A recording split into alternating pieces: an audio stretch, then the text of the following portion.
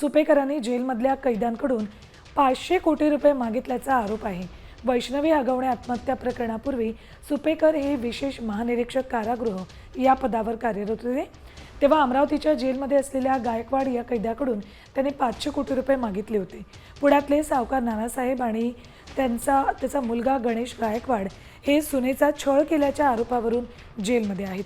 त्यांच्याच वकिलांनी सुपेकरांवर खळबळजनक आरोप केलेत। काय आहे हे सगळं प्रकरण बघा।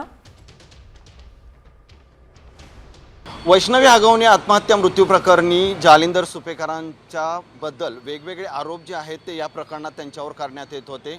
आता जालिंदर सुपेकरांवर यांचा अजून एक कारनामा समोर आलाय। अमरावती कारागृहात असलेल्या एका बंदिस्त कैद्याला जवळपास 500 कोटी रुपयाची जामिनासाठी मागणी केल्याचा आरोप त्यांच्या वकिलांनी केलाय।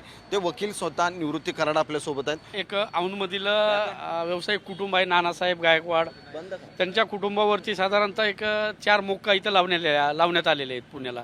तेव्हा इथं सुपेकर साहेब असतील किंवा गुप्ता साहेब असतील यांनी त्यांच्यावरती संगनमताने करून की 2-4 मोक्का लावण्यात आलेले एका कुटुंबावरती। आणि त्याच्यानंतर त्यांना इथं ॲक्च्युली येरवाडा जेलमध्ये असताना इथं पण डिमांड झालेली होती आणि त्यांच्याकडे तेव्हा पण मागणी करण्यात आली होती। ह्या पिता पुत्रांना एका विशेष कक्षामध्ये बोलवण्यात आलं।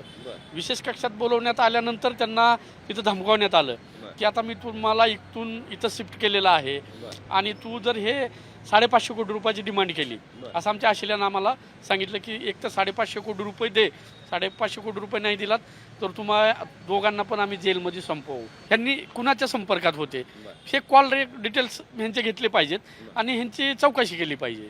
कॅमेरामन सुमित भोसलेसह सचिन जाधव, साम टीव्ही न्यूज, पुणे।